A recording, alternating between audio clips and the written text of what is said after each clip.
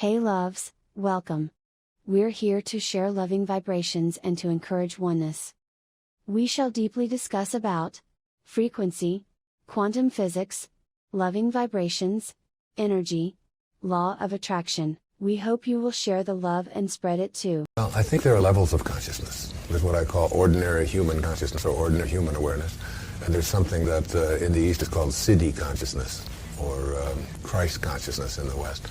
Ordinary human consciousness is a consciousness in which I identify who I am on the basis of what I'm doing, what I accomplish, how much I collect, who I'm better than, and so on. A key word there is separation. That is, there's you and there's me, and where you stop and where I start is what divides us, what separates us. Then there's another kind of consciousness, which is one in which says, like the Native Americans used to say, no tree has branches so foolish as to fight among themselves. There's an awareness that there's a oneness, that we are all connected, that on a round planet there's no choosing up sides, that all of us are connected in some way that's perhaps invisible, that we can't see with our eyes or our senses, but we can feel with our hearts. And when your truth, I don't mean your truth about what you write down, I mean your truth about what you live, is something that goes beyond your own personality and your own physicalness, you reach this level of Siddhi consciousness. And it is here where in the New Testament it says through St. John, quoting Jesus, that even the least among you can do all that I have done, and even greater things. But how can a person truly practice consciousness of spirit, if that's what you mean? Yeah, consciousness of spirit is to treat everyone out there as if they are connected to you rather than as if they're separate from you. Your separation from each other, you begin to eliminate. Your separation from the planet, as you're not on this planet to push it around, that are connected to everything that, if God is that which is everywhere at once, not a person but a presence that is in all things, that means there's no place that God is not. And if there's no place that God is not, then God is in you and also in all that you would like to attract into your life. And so consciousness is realigning your inner intention with this awareness that you are connected to everything. There was a story of a guru who was just a little child in India, and everyone knew that he was an incarnation of God. I mean, he was living at this, what they call an avatar level. And the people said to him, they were trying to trick him, and one of the people in the tribe said, I'll give you an orange if you can tell me where God is. And he said, I'll give you 2 oranges if you can tell me where God is not. There is no place that God is not. Once you know that, you are connected to God. We were talking off camera before about this great teacher in India, in Puttaparthi, named Sai Baba, who has this gift of manifestation, materialization, just to move his conscious hands. And it's called the gift of fish and loaves in the New Testament.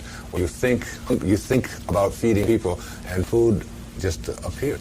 And he had in 1986, he had his 60th birthday. And 1,100,000 people came from all over the planet to see this holy man who had this great gift of higher awareness and higher consciousness. And one of the reporters from one of the magazines thought that they would trap him. And they asked him the question in front of all these people who he had granted an audience to, are you God? And Sai Baba looked at him and said, yes, I am. And so are you. He said, the difference between you and I is that I know it and you don't. Do you know it about yourself? Absolutely. When did you first realize this?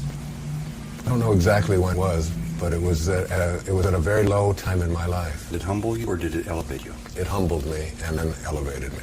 You have to have that fall in order to raise yourself to a higher level. Run the risk, do you think in your mind, of arrogance with anybody watching such an outlandish statement, or do you know in your heart that those who have open ears and open eyes will see that you're coming from what you call your center of truth?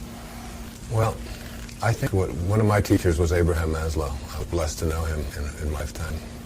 And he said in order to reach these higher levels of awareness, you have to be independent of the good opinion of other people. Mm-hmm. And if that's perceived as arrogance or ignorance, it's okay. I mean, I've been out in public, I've grown up in public over the last 25 or 30 years and been on all the different media shows and written about it and had reported on.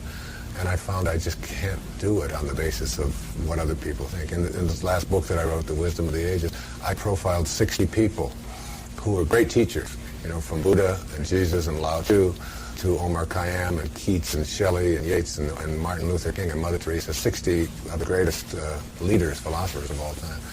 And one of the things about all of them is that they didn't do what they did on the basis of what other people out there might think.